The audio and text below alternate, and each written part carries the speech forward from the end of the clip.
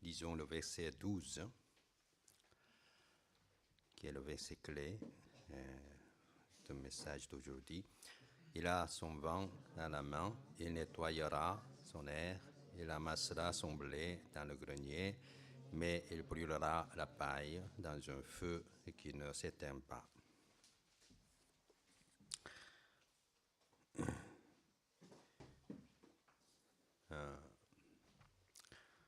Quand j'étais jeune, j'avais l'occasion de lire le roman Crime et châtiment. Comme vous voyez le titre de ce message aujourd'hui, en le lisant, je me suis dit, le peuple russe, c'est un peuple très talentueux. J'étais émerveillé de sa structure de ce roman de Dostoïevski. Et en plus, c'était très beau que ce roman. Mais pour le crime dans le monde, il y a la rétribution qui est le châtiment. Mais la parole d'aujourd'hui nous parle d'une autre dimension. Il y a une autre sorte de crime, il y a une autre sorte de crime, de châtiment, qui est beaucoup plus grave, bien sûr. Donc c'est à cette leçon spirituelle, je crois que Dieu nous invite aujourd'hui à reconnaître, pour que nous puissions savoir pour quel but nous vivons et pour quelles conséquences, et que aboutit une vie qui est éloignée de ce but. Donc aujourd'hui, le premier verset, il apparaît le mot paru. Et donc c'est l'apparition de Jean-Baptiste comme précurseur de notre Messie, Jésus-Christ. Donc si je le lis, en ce temps-là, parut Jean-Baptiste. Il prêchait dans le désert de Judée. Donc le premier verbe paraître paraît de nouveau dans l'autre évangile, l'évangile selon Marc. Marc qui aime quelque chose de très succinct, parce qu'il est plus court parmi les 4 évangiles, et il dit simplement Jean parut. Quand paraissait Jean-Baptiste, il disait Jean parut. Donc le mot paraître signifie beaucoup de choses. D'abord, le temps de Dieu est arrivé. Donc Jésus a dit, le temps est accompli, le royaume de Dieu est proche, repentez-vous, croyez à la bonne nouvelle. Donc le temps est arrivé. Donc Jean parut. Et cela implique aussi que cette parution ne dépend pas de l'homme. C'est-à-dire, indépendamment de la décision de Jean-Baptiste lui-même, c'est selon la volonté de Dieu, cet être humain paraît dans le monde. Luc raconte beaucoup comment que ce Jean-Baptiste était né dans le monde à travers ses parents et de Zacharie et Élisabeth, etc. Donc la naissance n'est pas quelque chose de hasardeux. Et cette naissance était prévue selon la volonté divine depuis la création du monde. Je crois que tous les êtres humains, que s'ils sont nés dans le monde, c'est pas par hasard que ils sont nés, mais avec une certaine et ferme et de volonté divine qui était conçue déjà depuis la naissance, depuis la création du monde, comme la Bible nous dit. Donc, Jean Paru, selon la volonté divine, parce que le temps est accompli. Alors, le verset premier nous raconte aussi où et comment Jean-Baptiste travaillait. D'abord dans le désert. Et il a prêché. Donc, le champ où il habitait, c'était le désert. Désert, c'est un endroit où aucun homme fréquente. Si vous voyagez dans la région de la Palestine, il n'y a pas de sable. Peut-être à Sinaï, dans le sable. Mais au-delà de Jourdain, où habitait Jean-Baptiste, était une région très rude, rocheuse. Donc il y a plein de rochers. Et puis il manque d'eau, bien sûr. Il y a des collines sur lesquelles il y a beaucoup de petites tentes. Tentes, pas très grandes tentes, mais une petite tente, comme ça, et dont le toit est le tissu sombre et une sorte d'haillon, quoi. Et donc, en tout cas, dans cette région très rude, désertique, Jean-Baptiste habitait. Donc, parlons un peu de l'actualité.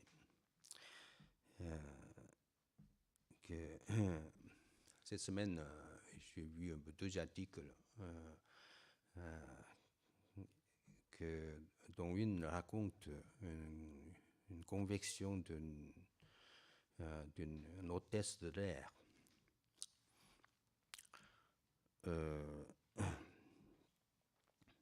Il est devenu nonne. Elle était protestante. Peut-être protestante de nom, parce que il a été baptisé, dit l'article.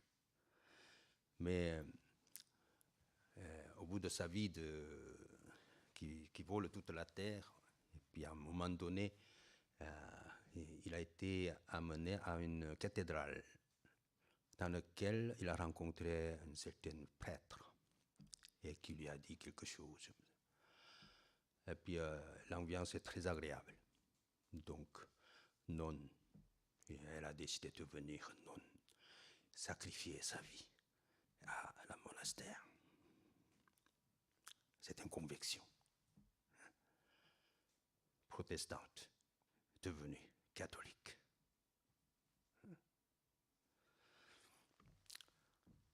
Aussi un autre article. C'est un monastère de dominicaines.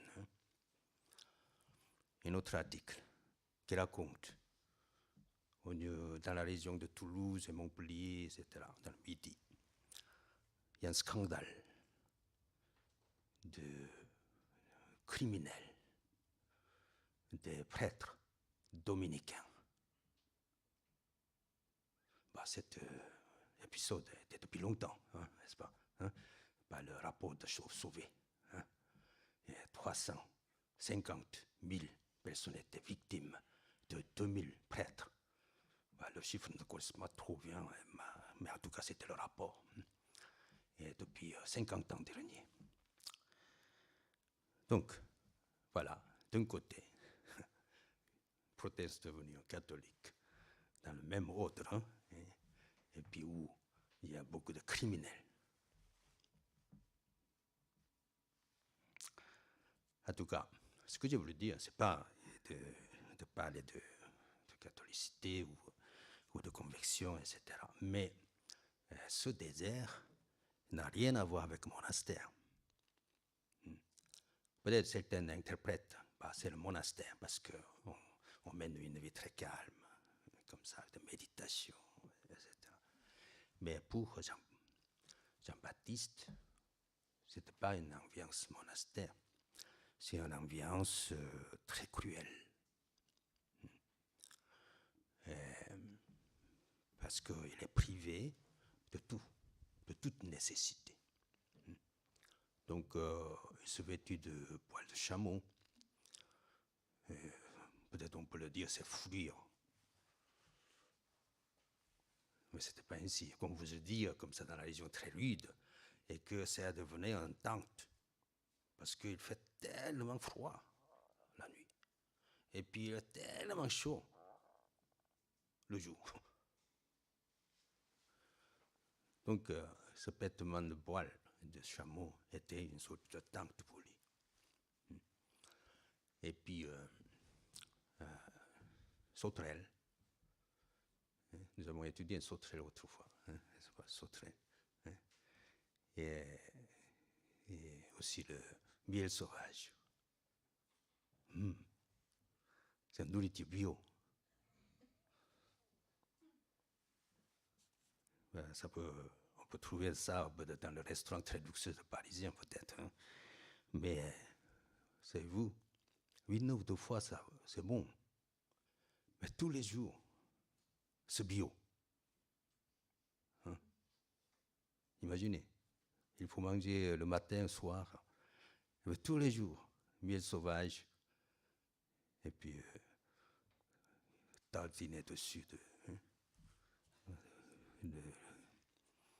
le grenouille, non pas grenouille, c'est sauterelle.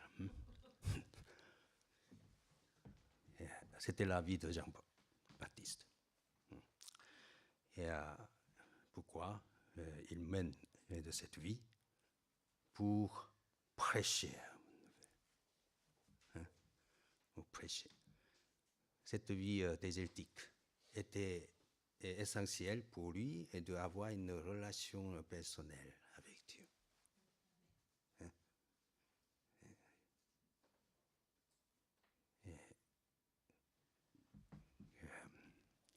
Un soi-disant berger a questionné comment entendre la voix de Dieu.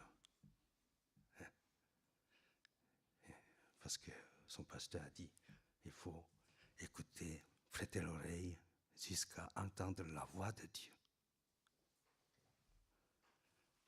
C'est vraiment ça.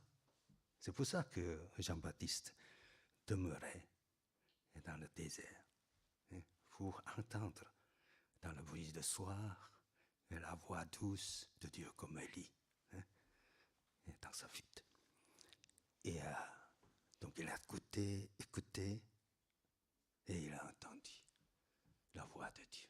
Et puis, il transmet cette voix de Dieu aux autres.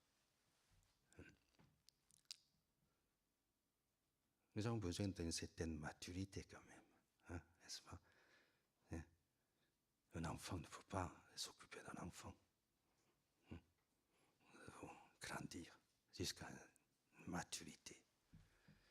Et puis nous pouvons prendre soin des autres gens. En tout cas, et que cette vie désertique de Jean-Baptiste était pour prêcher la bonne nouvelle de Jésus-Christ qui va venir. Et donc, le verset 2, il disait, repentez-vous, car le royaume des cieux est proche. Jean-Baptiste est le précurseur du Messie. Donc, 6 mois après, parce que Jésus est né 6 mois après de Jean-Baptiste, 6 mois après, Jésus paraîtra. Donc maintenant, il prévoit quel sera le contenu du message de Jésus-Christ et il imite. Chronologiquement, il est en avant, mais il imite ce message. C'était donc la préparation, la première préparation de la venue de Jésus-Christ. Donc si nous sommes appelés comme serviteurs de Dieu, nous avons à imiter son message.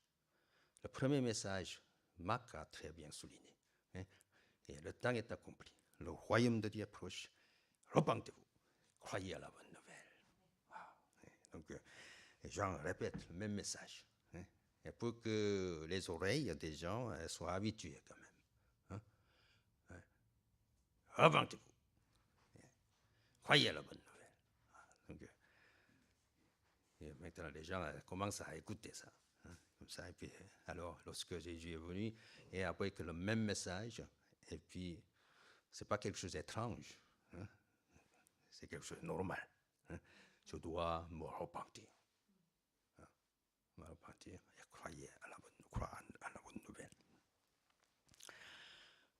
Donc, la venue de Jean-Baptiste était selon la prophétie de prophète Ésaïe, chapitre 40, versets 1 et 2 exactement.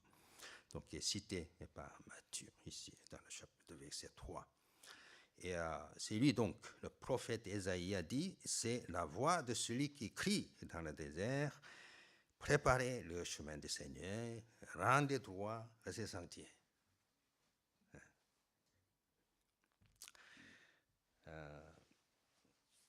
Donc, ici, que le prophète a prophétisé l'œuvre de précurseur de Messie, qui est semblable à la voix dans le désert, et qu'il doit préparer le chemin du Seigneur et rendre droit ses sentiers. Ces deux verbes nous attirent surtout l'attention, n'est-ce pas? Dans la première question de questionnaire hebdomadaire de notre Église, il apparaît une invitation aux grammaires français. Donc vous êtes tous français. Donc, tous les Français sont invités à réfléchir sur la grammaire qui apparaît dans cette prophétie.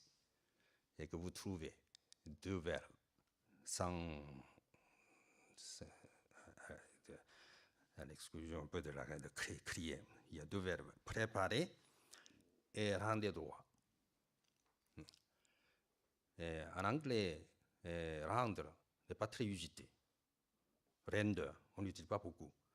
Mais en français, on l'utilise beaucoup, un peu partout, quoi. Rendre grâce, rendre gloire, et rendre, etc., etc. Et rendre, c'est un mot très usité en français. Donc, le français est un peuple qui sait rendre. Donc, tous les Français doivent être fiers, et parce qu'il est un peuple qui sait rendre. Mais ici, rendre gloire, ce n'est pas ce connotation qui est utilisée ici. Rendre. C'est make.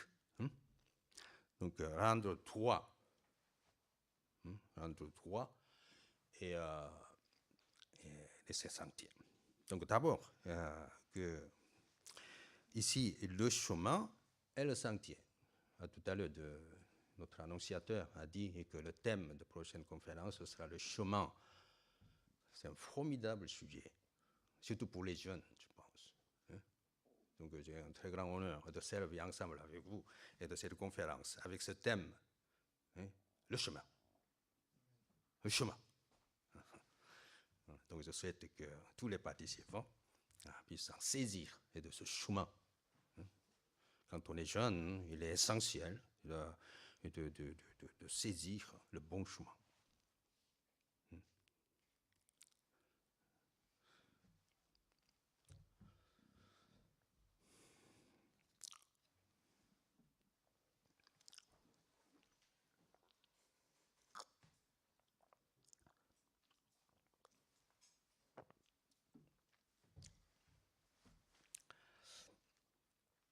Donc, le chemin et le sentier, c'est la même chose. Le chemin, c'est la vie. Et donc, d'abord, rendre droit. Rendre droit. Pourquoi on a besoin de rendre droit? que ce soit le chemin, que ce soit le sentier. Pourquoi?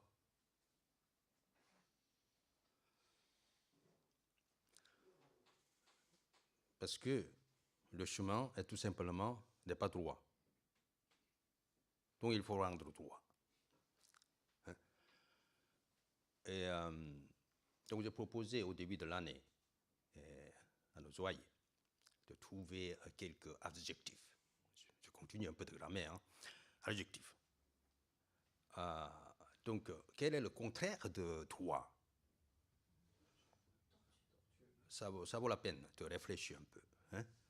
Quel est le contraire de droit? Pour que Jean-Baptiste est venu et pour rendre droit. Hein? Donc quelqu'un a dit torture. Hein?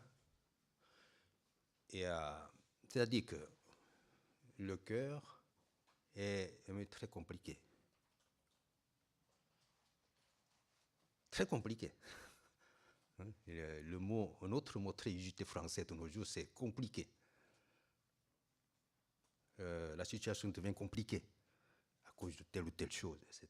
Mais le problème, c'est que dans l'intérieur, il y a aussi un chemin, et que le chemin de cœur, et qui devient compliqué. Donc, j'ai trouvé aussi d'autres adjectifs. Par exemple, tortueux et sinueux. C'est un peu la même chose, hein, tortueux, sinueux. Hein, et que aussi insidieux.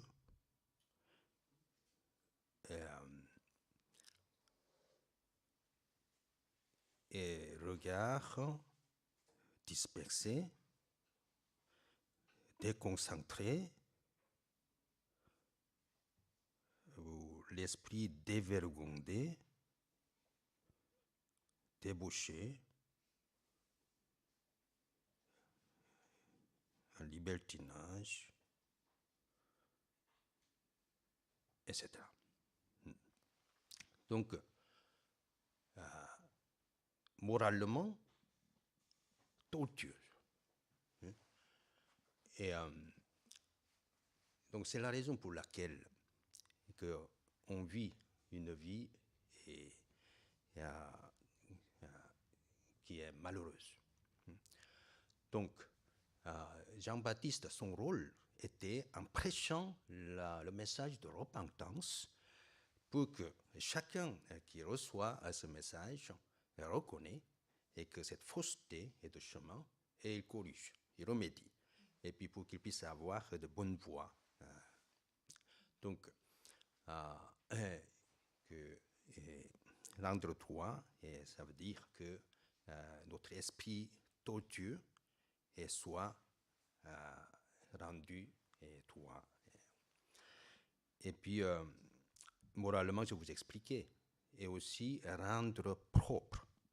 Rendre droit, moralement parlant, exactement la même chose, rendre propre, parce que les esprits sont impurs. Et à cause de divers adjectifs que je vous ai racontés à la fin, c'est que dévergondé, de libertiné ou de débauché, etc. Et à cause de cela, l'esprit est tellement tordu, moralement, et puis on ne voit plus maintenant. Le chemin disparaît.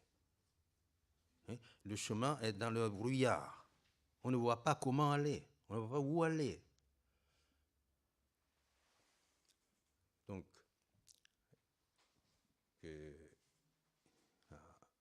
si nous voulons aller et que dans le bon chemin, et que nous devons accepter cette parole de Jean-Baptiste, hein, et puis de nous laisser corriger par ces mots, et puis après lui, par les mots de notre Seigneur Jésus-Christ.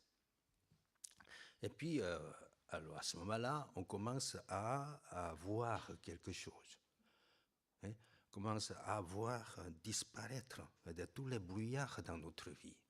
Et puis, nous pouvons voir le chemin qui s'ouvre devant nous.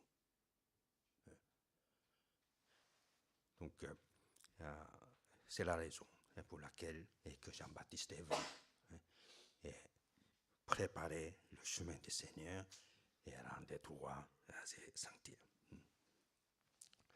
Donc, ici là, que, préparation, deuxième mot, préparation, le chemin, préparer le chemin.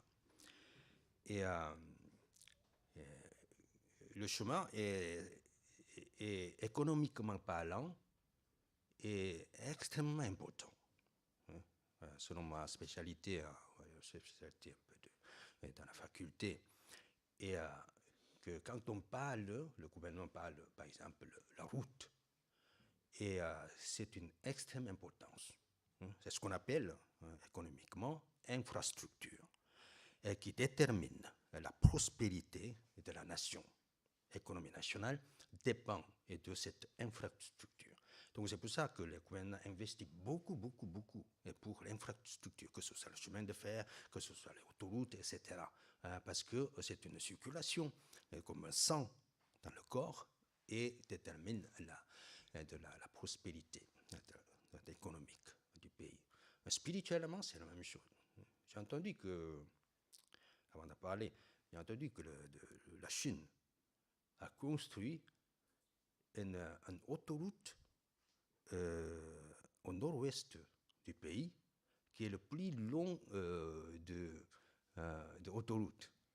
Et ça fait couler beaucoup de l'encre des jours-ci, parce que c'est à peu près 2600 kilomètres, et dont 500 traversent désert,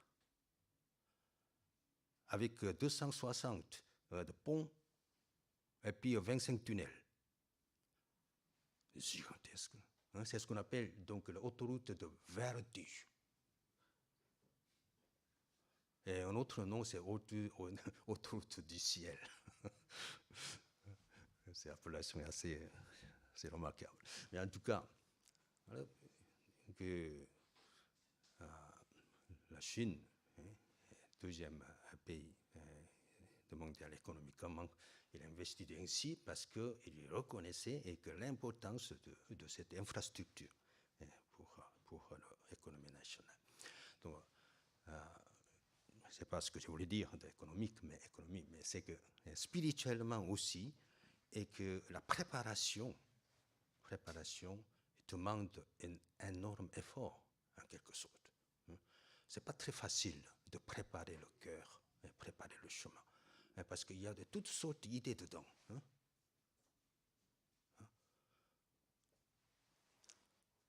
Et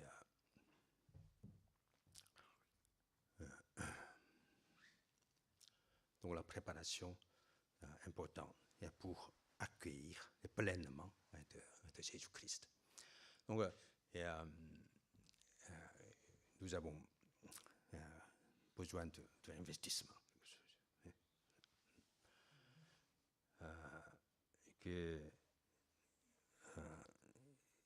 préparer le chemin du Seigneur, c'est un peu, je pense, comme la préparation de sermon pour le pasteur.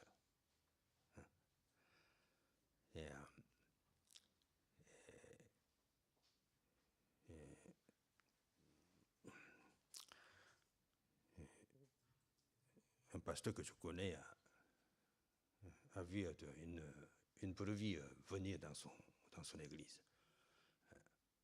Donc, à la première vue, il a reconnu et que le problème, c'est le bégaiement. Il parle très peu. Il est refoulé, et puis il est muet, complètement muet. Et donc, pendant 3 ans qu'il avait servi, il avait dans son esprit ce problème. Et donc, il préparait chaque message en pensant à lui. Comment il pourrait résoudre ce problème? Peut-être il y avait un certain de problème de familial ou personnel qui le bloque. Donc, il prépare, et toujours en visant quelque part pour qu'il puisse résoudre ce problème. Mais au bout de 3 ans, il semblait qu'il a résolu ce problème. Alléluia. Mais après, il est parti. Mais en tout cas, voyez. Mais en tout cas, c'est la préparation du chemin assez difficile, et pour accueillir et Jésus-Christ, notre Sauveur. Et que ça s'applique à tout le monde. Et que accueillir le Seigneur Jésus n'est pas selon la tradition, n'est pas notre idée commune, sens commun. C'est pas cela. Et que ça demande un énorme investissement et de consécration, de renoncement, toutes sortes d'efforts sont nécessaires pour que nous puissions être prêts à accueillir de Jésus-Christ. Donc c'est ça le sens, de préparer le chemin et puis rendre toi ce sentier. Donc préparer et que c'est de Jean-Baptiste de prêcher, préparer le chemin du Seigneur. Mais moi je pensais que c'est le message de l'Ancien Testament. Préparer le chemin. Mais après le Nouveau Testament, l'ère du Nouveau Testament, c'est-à-dire qu'après la venue de Jésus-Christ, ce n'est pas vraiment quelque chose de préparé. C'est plutôt quelque chose à choisir. C'est tout. Parce que lorsque le chemin n'est pas très dessiné et qu'il faut préparer, il faut construire, il faut niveler, toutes sortes d'investissements comme la Chine, comme ça, est nécessaire. Mais une fois le chemin est dessiné, ce n'est plus de préparer. La venue de Jésus, c'est comme ça. Et que la venue de Jésus, Jésus dit, je suis le chemin, la vérité, la vie. Jésus est venu au Nouveau Testament. Vous êtes en train de vivre dans l'ère du Nouveau Testament. Jésus est déjà là, devant vous. Donc, il ne reste quoi à vous? Simplement, il n'a qu'à choisir. Le problème, c'est que, à cause de la complexité du cœur, l'homme ne choisit pas. L'homme ne choisit pas.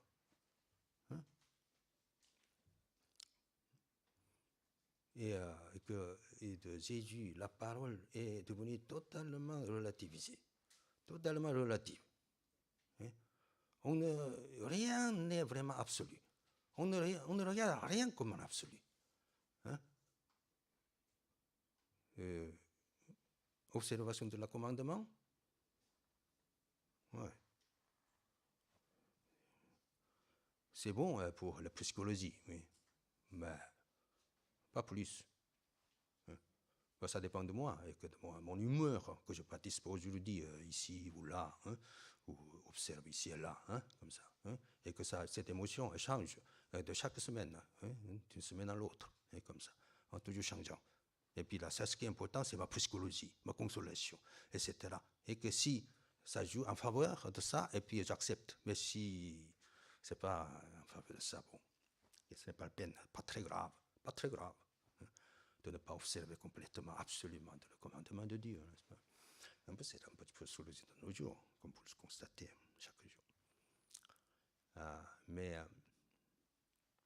il est très important de choisir. Le chemin est déjà montré devant nous. Et je choisis ou pas. Donc, maintenant, que ce message de Jean-Baptiste est un peu démodé en quelque sorte. Maintenant, vous choisissez le chemin, Jésus-Christ, et puis vous aurez la vie.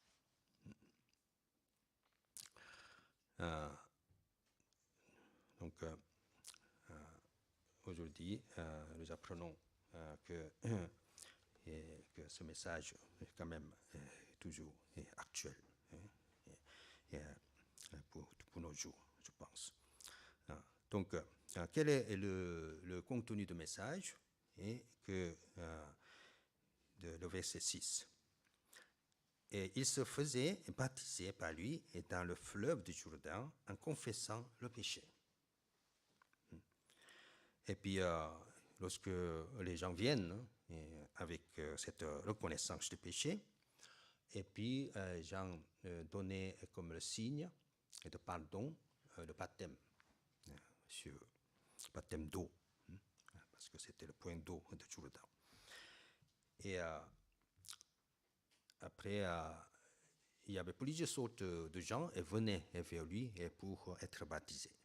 Donc, si nous voyons dans d'autres évangiles, et il y a des péagers, il y a aussi des soldats.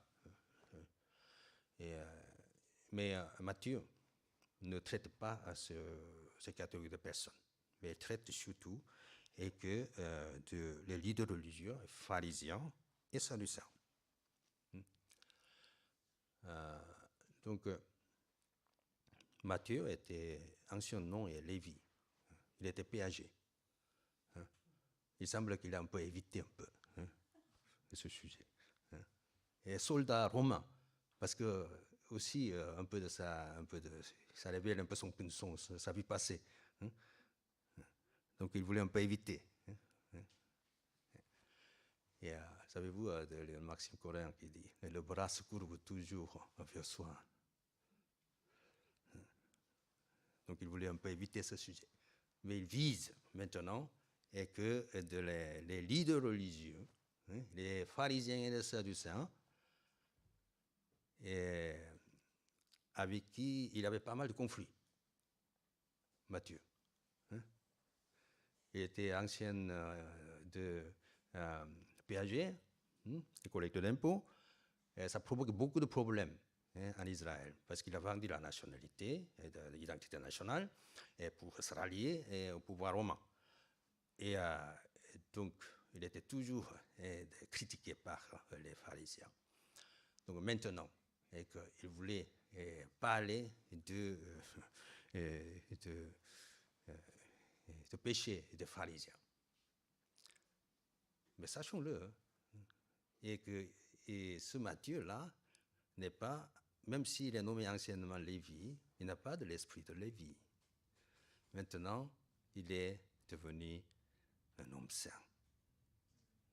Nous allons apprendre le sermon sur la montagne. Et son sermon est merveilleux. Il a sainteté des saintetés qui apparaît. Comme ça. Donc, maintenant, Matthieu, un nouveau nom, c'est vraiment une incarnation de sainteté. Donc, on n'a pas besoin de nous inquiéter. Ce n'est pas à cause de l'esprit de vengeance qu'il écrit cela, mais à cause de son cœur de berger envers ses anciens ennemis. Il voulait vraiment que le peuple juif soit sauvé. C'est pour ça qu'il a commencé son évangile par la généalogie de Jésus-Christ. De génération en génération, comment Jésus naquit par la toute de lignée d'Abraham. Nous n'allons pas étudier parce que nous allons réserver un peu de la fin de cette année et de Noël, un nouveau Noël Tentamaran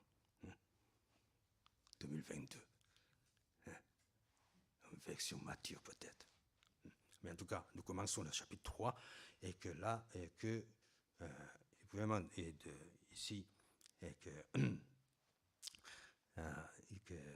Matthieu souhaitait vraiment qu'il soit sauvé et que ses anciens ennemis, cependant, qu'il ait ses compatriotes, et puis, malgré l'inimitié, et malgré l'hostilité, il voulait vraiment de prier pour ces catégories de personnes et qu'ils soient sauvés. C'est pour ça qu'il dit que c'est un sévère message. Il le dit, race de vipères, qui vous a appris à fuir la colère à venir? Prodigez donc des fruits dignes de la repentance. Donc quel est le problème des pharisiens et sadducéens? Il est le leader religieux. Il avait une apparence assez noble, prestigieuse, très religieuse, très noble, très spirituelle. Quel est le problème? Mais sans ménage. Il crie, race de vipères. face lui. Et, qui vous a appris à fuir la colère divinière? Donc, selon son message, ces catégories de personnes avaient un grave problème. Grave problème. Malgré leur affichage très religieux, malgré leur apparence très noble, mais dans leur intérieur, il y avait grave problème. Donc, nous avons vraiment tout lieu de réfléchir sur ces problèmes réservés à ces catégories de prestigieux, de nobles et de religieux, pour savoir si ce problème ne pourrait pas s'appliquer à nous-mêmes.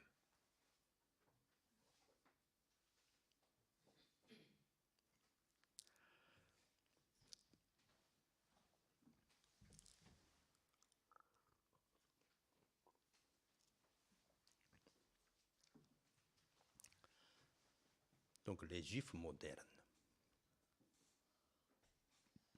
Quels sont les Juifs modernes?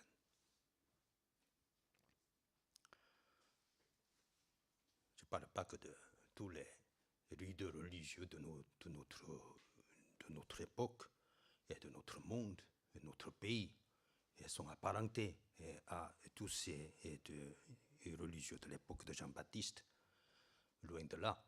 Mais ici, que nous sommes invités à réfléchir sur de cette méchanceté de leaders religieux de l'époque que nous pouvons trouver nous-mêmes aussi dans ce monde. Et donc quelques tendances de séparatisme de nos jours. De nos jours, il y a le séparatisme est mis en cause, et pas le gouvernement. Mais ce séparatisme, c'est quoi? La distinction entre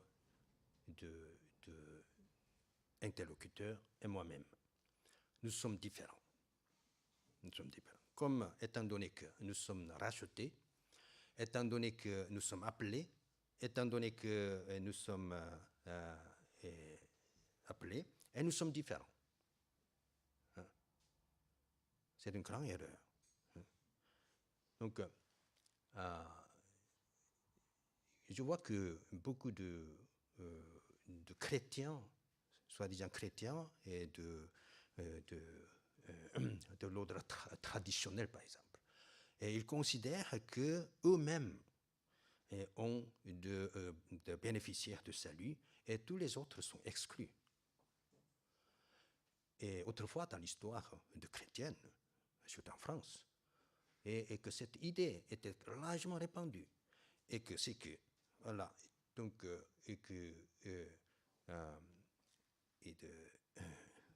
la religion d'État, promulguée par le roi, c'est le seul religion qui vaut. Et donc, tous ceux qui n'appartiennent pas à cette religion, ils sont tous exclus du salut. Et donc, ils commencent à persécuter les gens qui étaient totalement innocents. Rien à voir avec l'hérésie, rien à voir avec le sorcier, mais ils voulaient tout tuer. Ils voulaient tout éliminer, ils voulaient tout chasser. Mais cette tendance continue de demeurer dans l'esprit de l'homme. L'exclusivisme et que le séparatisme et élitisme, etc. Donc c'est terrible. Aux yeux de Dieu, c'est quelque chose de terrible. Quelle faute ils avaient commis, ces hommes exclus, dans l'histoire, par exemple. Ils n'avaient qu'un seul désir, de connaître la vérité et le suivre. Mais étant donné qu'ils n'appartiennent pas à nous, il faut éliminer. Vous connaissez l'histoire de Dragonade, n'est-ce pas? Et que tout cela, il faut éliminer. Et heureusement, la volonté de Dieu n'était pas cela. Donc la main puissante de l'Éternel est toujours vivante, et qui ne tolère pas des méchants. Et donc, il commence à travailler dans l'histoire pour qu'il y ait de révolution, il y a des guerres, etc. Et finalement, et que la justice de Dieu soit d'une manière ou d'une autre établie dans le monde. Canonisation de Nonne et de Compiègne ne veut rien dire. Cela veut dire que simplement la catholicité n'accepte pas la main de Dieu. C'est une justification. De telles choses arrivent banalement chaque jour dans notre pays. Mais nous devons savoir et que la main de Dieu est vivante. Et, donc il y a beaucoup de juifs modernes. Il y en a quelqu'un qui dit toujours, bah, ils sont pécheurs coupables, et moi non. Heureusement, je ne suis pas comme eux. Ah bah, c'est comme un peu de pharisiens qui prient dans le temple. Oh Seigneur. Merci Seigneur de ce que je ne suis pas comme lui.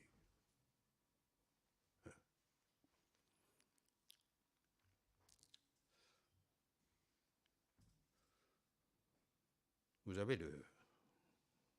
entendu la Bible maudite. La Bible maudite.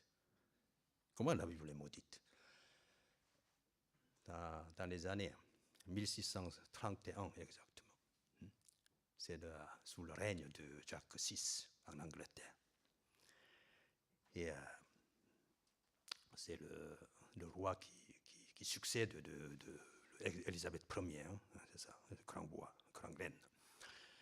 Et à l'époque, il a fait publier une version de la Bible par un éditeur. Mais par l'erreur, l'éditeur a mal imprimé quelques phrases.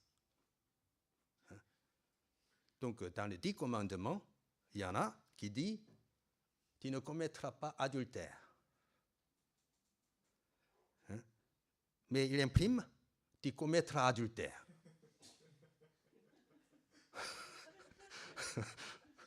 Il a omis quelques « You don't », il a enlevé « don't », etc. Et donc, après avoir trouvé ça, c'est trop tard. Et donc le roi a promulgué que ramasser toutes les Bibles et brûler. Et, donc, il y a aussi d'autres mots. C'est greatness. Au lieu de greatness, il a imprimé great S. C'est-à-dire, Dieu est grand cul, quoi. Donc, à cause de cela, il a ramassé tout. Et puis après, il a emprisonné ces éditeurs-là. Il a emprisonné. Il reste 7 exemples. 7 exemplaires. Et je peux raconter cette digression, mais en tout cas, c'est intéressant quand même. Donc, c'est en New Zealand. Nouvelle-Zélande, il est trouvé de cette 7e. Récemment, il a été trouvé. C'est pour ça que je le connais, mais je ne le connaissais pas non plus autrefois. C'est-à-dire que le système de ces catégories de personnes-là, c'est exactement cette Bible maudite. C'est-à-dire qu'apparemment, tu ne commettras pas d'adultère. Mais dans l'intérieur, plein d'adultères là.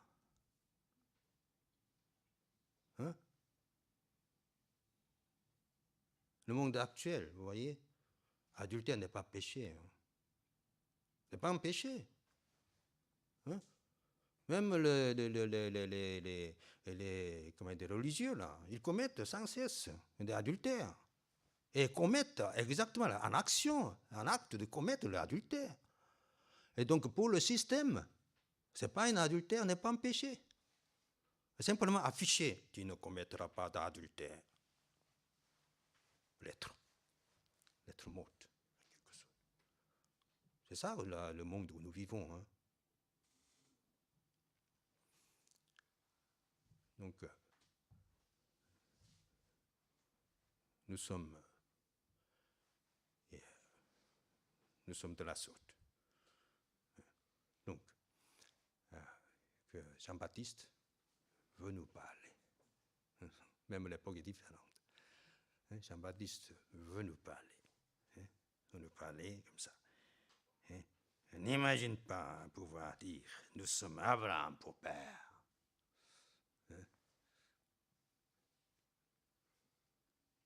Nous avons le Christ. Je suis christianisé à un moment donné. J'ai été éduqué depuis l'enfance chrétien. Je ne suis pas comme eux. Je ne suis pas comme toi.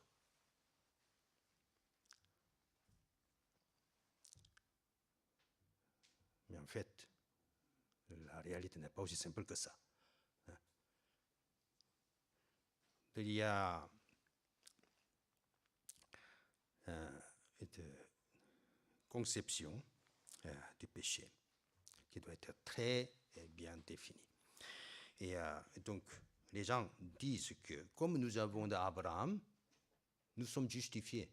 Quelle que soit mon action, mes actions, que ce soit adultère, que ce soit pas adultère, peu importe, mais en tout cas d'être élu et comme descendant d'Abraham, ça suffit. Donc, ici, simplement, et que de ces catégories de personnes, ils jugent les autres en justifiant eux-mêmes. Et ce qui est une grave erreur, une grave faute. Donc, Jésus dit, Jean-Baptiste dit, car je vous déclare et que de ces pierres-ci, Dieu peut susciter des enfants d'Abraham. Donc, Jean-Baptiste exclut complètement cet élitisme et que tous les hommes sont pécheurs et coupables devant Dieu. Et que Jean-Baptiste commence à prêcher et ce fait, afin que finalement, le Saint-Esprit, par le Saint-Esprit, quand Jésus-Christ vient, et qu'il puisse accepter et que son œuvre rédemptrice pour chacun. Et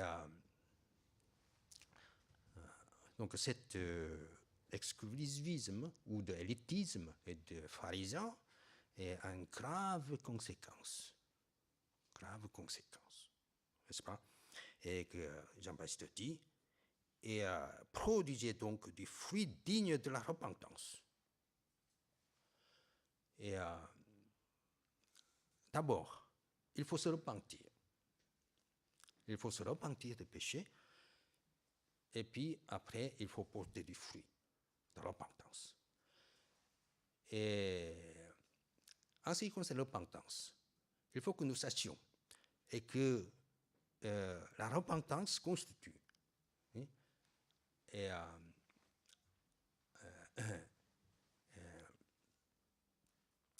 chemin de salut. Donc sans repentance, il n'y a pas de salut. Donc il faut passer toujours par la repentance. Mais le problème, c'est que toutes ces catégories de personnes-là semblaient bien se repentir. Peut-être chaque jour, chaque semaine, avec le rite de John et toute série de cérémonies, il semble qu'il affiche une profonde repentance. Je me repens, je me repens. Cependant, selon Jean-Baptiste, il ne se repent pas. Il ne se repent pas, parce qu'il garde toujours le même chemin de la vie, est corrompu. Et il ne change pas de leur attitude du passé. Et simplement, il affiche leur religiosité, et puis sans vraiment de se laisser et de changer, sans changer le mode de paradigme. Donc c'est pour ça Jean-Baptiste et de prêcher si sévèrement et envers eux, afin qu'ils soient changés vraiment par la repentance. Et donc, si que nous avons la vraie repentance, et la conséquence est très différente. Donc Jean-Baptiste n'a pas besoin de parler même de fruits de repentance. Donc c'est pour ça que il dit, il aurait pu tout simplement dire « repens-toi ». Mais s'ils avaient bien repenti, c'était vraiment repenti, ce n'est pas la peine de parler de fruit de repentance. Mais le problème, c'est qu'il n'y a pas de fruit de repentance. Donc, on peut conclure et que la repentance n'est pas sincère.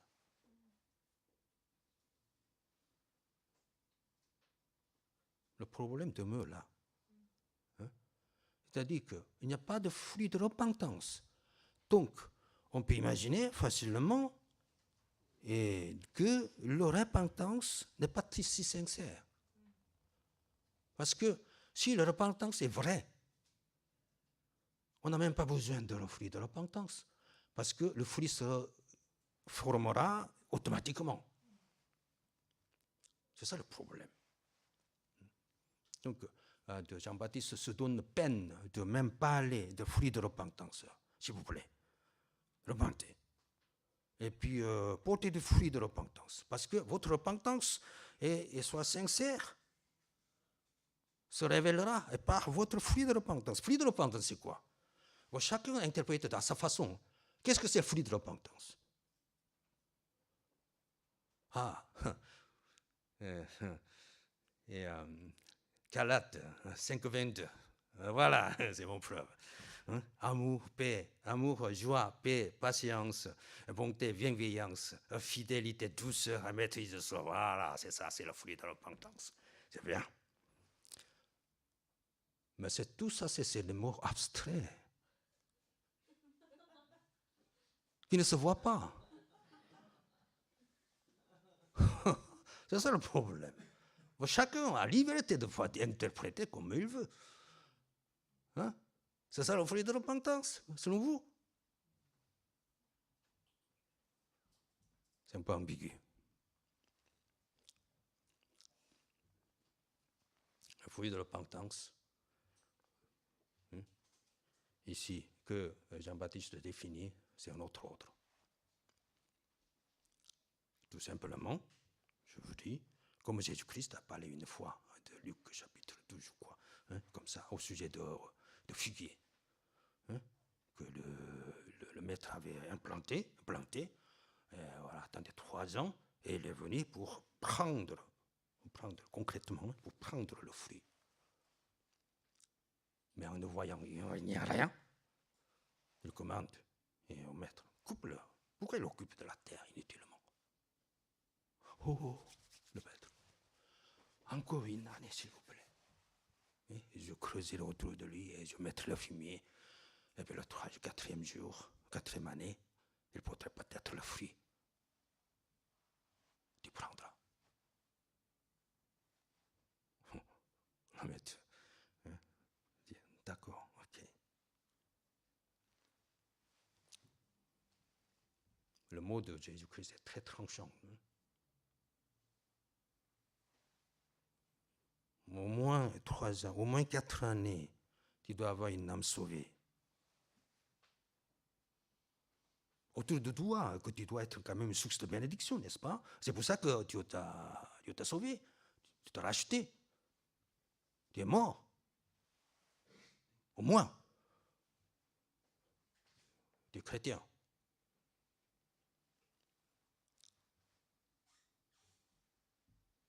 Au moins avant qu'on devienne 50 ans dans le ministère qui sert les étudiants. Au moins. Une âme sauvée.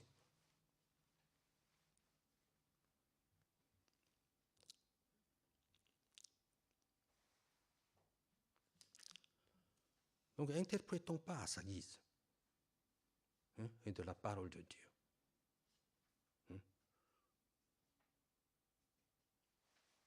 Comme le boucle de l'entreprise laïque. Si on met le boucle, c'est boucle de nez, boucle des oreilles, à sa guise. Et donc on interprète, on utilise à son profit. C'est ça le monde de chrétien. Mais vérité absolue. Il ne faut pas interpréter toutes choses en symbole.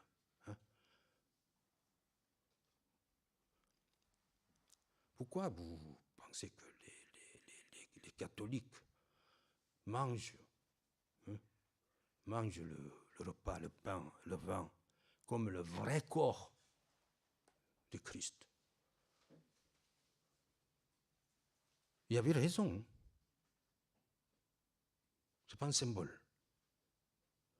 Il y a raison, c'est-à-dire que c'est une participation concrète à la souffrance de Jésus-Christ. C'est ce qu'il a voulu.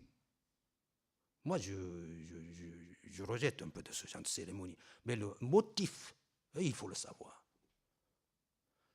Jésus est mort concrètement en corps et en esprit, en répandant son sang, et que les chrétiens veulent participer, porter, décidément, porter de cette croix dans ma vie personnelle.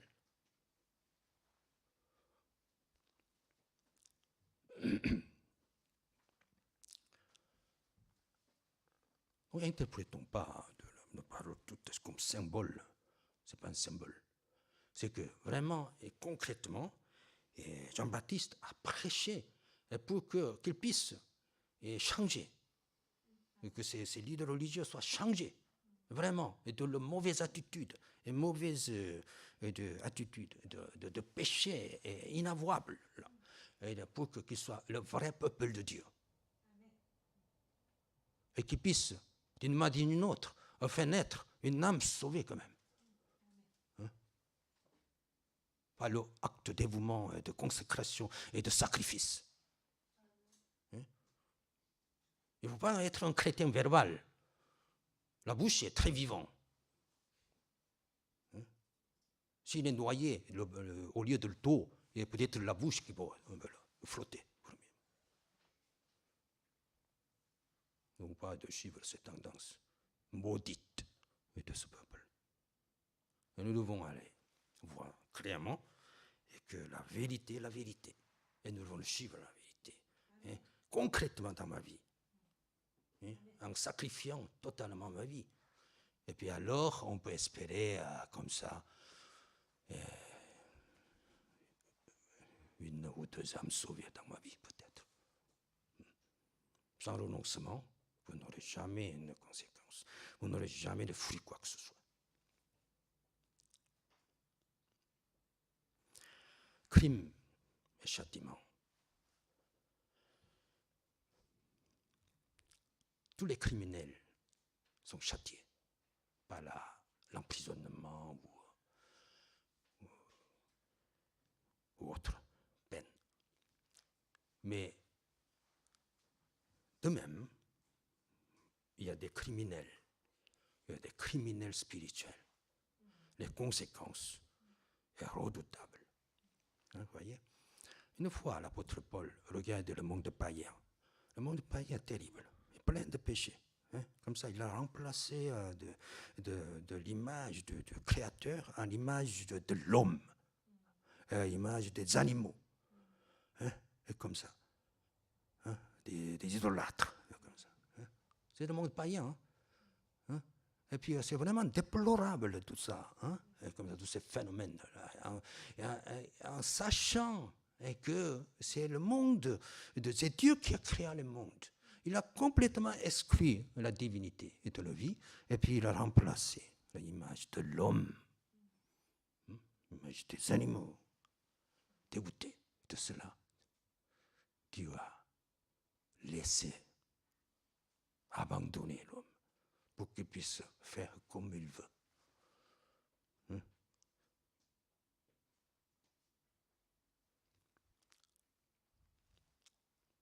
Ils sont devenus comme animaux. Hommes et hommes, femmes, femmes, sont contre nature. C'est bien écrit dans la Bible. Oui, dans la Bible. On a beau de rejeter que dans le monde contemporain, parce que c'est écrit dans la Bible. C'est un abandon total de Dieu, de cet esprit réprouvé. Et donc Paul regarde, il faut retourner un peu le regard vers l'autre monde, c'est le monde juif. Balance. Conclusion de Paul, c'est la même chose. Il n'est pas aussi noble que ça. Il juge sans cesse. Hein? Le péché de jugement, juger les autres, c'est terrible. C'est terrible.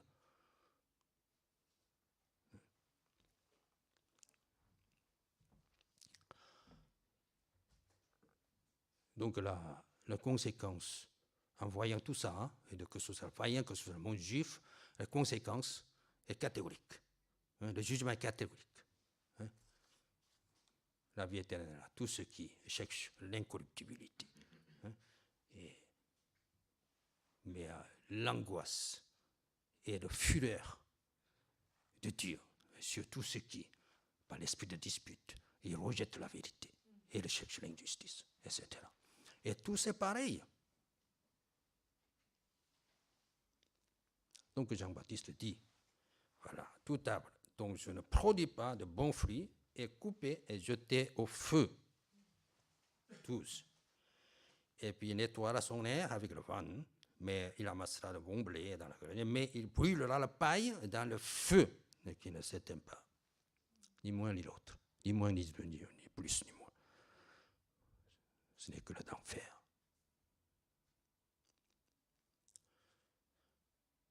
Ce châtiment est incomparable avec le châtiment corporel et que tous les criminels subissent dans l'emprisonnement ou dans le roman de Dostoïevski.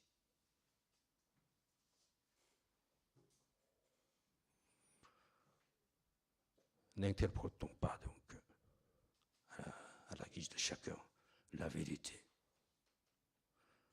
Ne prenons pas à légère le désir coupable de péché.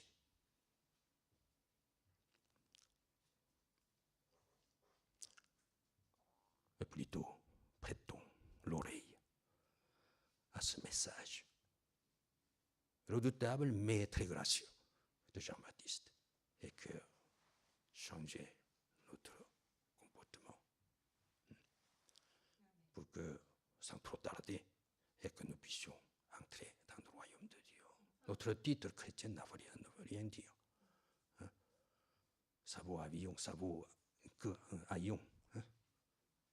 Hein?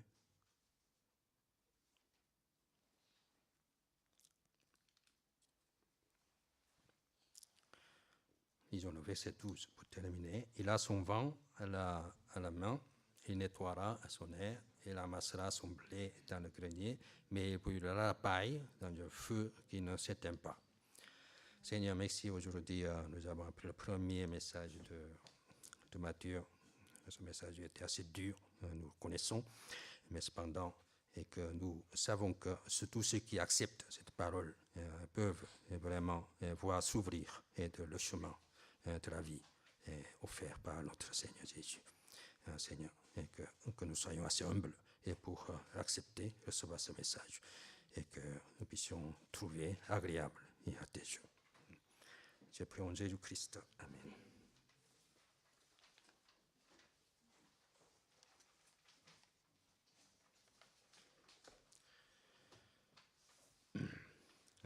À toi la gloire, 276.